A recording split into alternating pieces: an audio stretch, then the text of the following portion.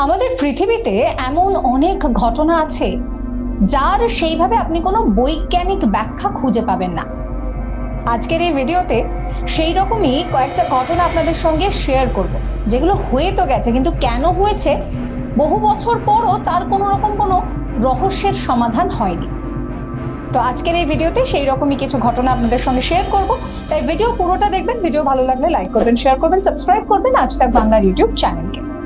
প্রথমে আপনাদেরকে যার কথা বলবো তিনি হচ্ছেন পেশায় পাইলট, এমিলিয়া এয়ারহার্ট। পাইলট হিসেবে তার পেশা নেশা দুটোই ছিল। তিনি আটলান্টিক মহাসাগরের ওপরে দিয়েও প্লেন উড়িয়েছিলেন। তিনি যেরকম সুন্দর সুন্দর রেকর্ড গড়েছেন সেই রকম কিন্তু প্রচুর বইও লিখেছেন। সালটা 1936। সেই সময় তিনি ঠিক করেছিলেন যে প্লেনে করে গোটা পৃথিবী ঘুরবেন। যেহেতু বললাম শুরুতেই যে প্লেন ওড়ানোটা তার পেশা এবং নেশা দুটোই, তাই জন্য যেমন ভাবা ঠিক তেমন কাজ। 1937 সালে তিনি তার জার্নি শুরু করেন প্লেনে করে গোটা বিশ্ব ঘোরার। 2রা জুলাই 1937 সাল প্রশান্ত মহাসাগরের ওপর দিয়ে যাচ্ছে তার প্লেন। কিন্তু সেই সময় এমন একটা ঘটনা ঘটলো যার ব্যাখ্যা এত বছরেও মেলেনি। জানেন কি হয়েছিল? রহস্যজনকভাবে মাঝ আকাশ থেকে তার প্লেনটাই উধাও হয়ে গেল।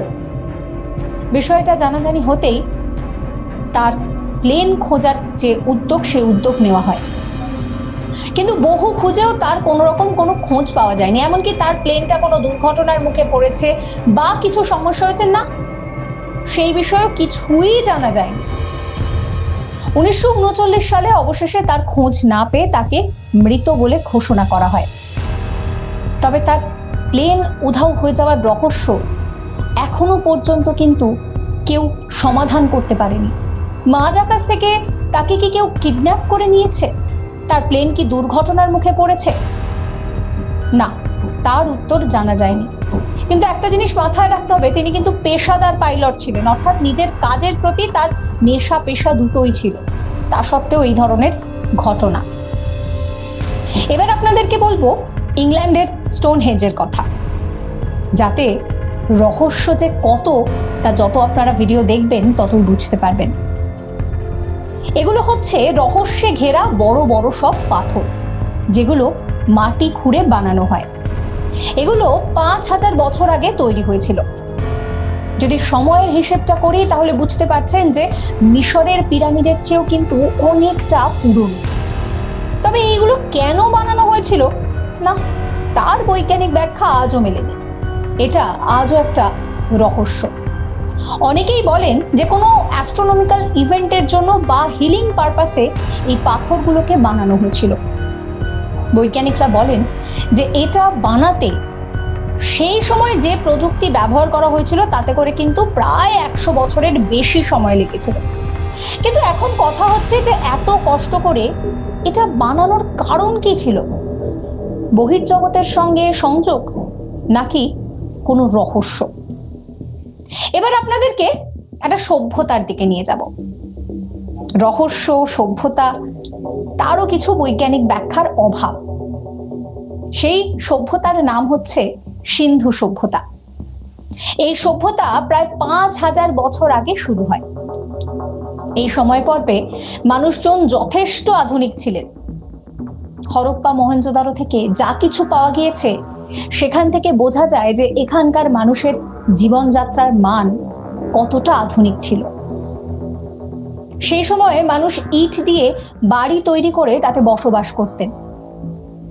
এখানে বড় বড় বাড়ি ছিল, যাতে নোংরা জল বেরিয়ে যেতে পারে তার জন্য ড্রেনেজ সিস্টেম ছিল। মানে সেই সময় পর্বে, এখন আমরা ড্রেনেজ সিস্টেম ভালো হবে, জল জমবে না, এই সমস্ত বিষয়ের সঙ্গে তো ওয়াকিবহাল বটেই, কিন্তু ভাবতে পারছেন সেই সময় পর্ব দাঁড়িয়ে নালা নর্দমা তৈরি করা হয়েছিল, স্নানের জন্য আলাদা বাথরুম ছিল।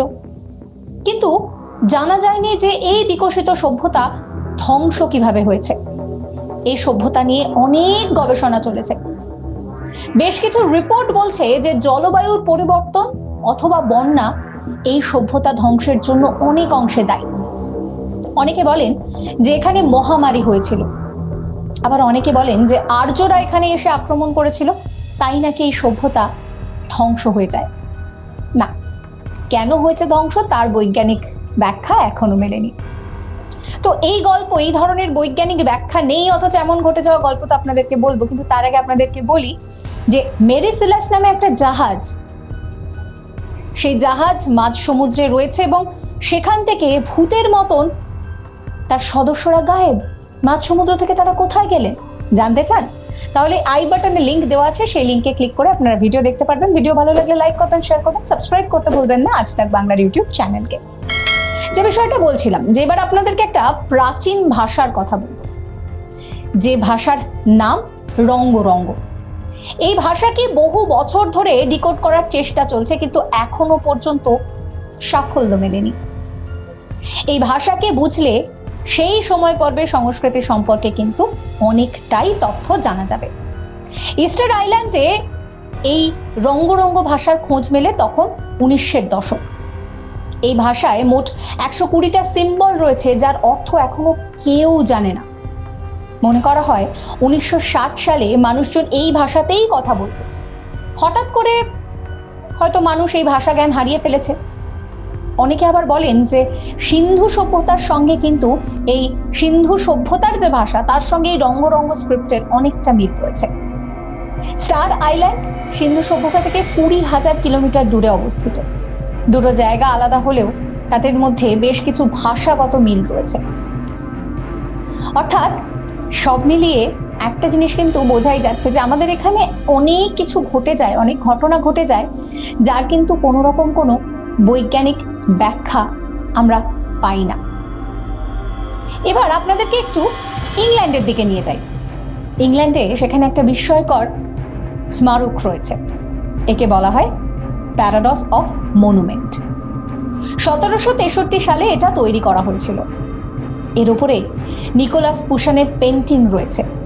এর ঠিক নিচে 10টা অক্ষরের একটা কোড রয়েছে, যেখানে লেখা রয়েছে OUFVABV। কিন্তু এই কোডের অর্থ কি সেটা কেউ ডিকোড করতে পারেনি। বলা হয় বিখ্যাত বায়োলজিস্ট চার্লস ডারউইন নাকি এই কোডকে বোঝার চেষ্টা করেছিলেন, কিন্তু তিনিও একে ডিকোড করতে পারেননি। দেখতে দেখতে কতটা সময় পেরিয়ে গিয়েছে, প্রায় 2 শতক, অথচ তা সত্ত্বেও এটা কি সেটা সম্পর্কে জানা যায়নি। চলুন বরং আপনাদেরকে পেরুর রাজধানী লিমা থেকে 50 কিলোমিটার দূরে নাজাক মালভূমি রয়েছে, সেইখানটায় নিয়ে যাই। এটি একটা অদ্ভুত জায়গা। এখানে এই জায়গাটাকে জারাকা লাইন্স বলা হয়, কারণ এখানে প্রচুর রেখা রয়েছে, যেগুলো কিন্তু আজ থেকে 2000 বছর আগে বানানো হয়েছে। এখানে 800টা সোজা রেখা রয়েছে, 300টা জিওগ্রাফিক্যাল লাইন রয়েছে, আর 70টা রেখা রয়েছে। এছাড়াও পশু পাখির প্রচুর ছবি রয়েছে, কিন্তু এই আকৃতিগুলো এত বড় যে আপনি মাটিতে দাঁড়িয়ে বুঝতে পারবেন না। এই আকৃতি বোঝার জন্য আপনাকে প্লেনে চড়ে ঘুরতে হবে। আর্কিওলজিস্টরা জানতে চাইছেন এই রহস্য, লাইনের রহস্য কিন্তু এখনো জানা যায়নি।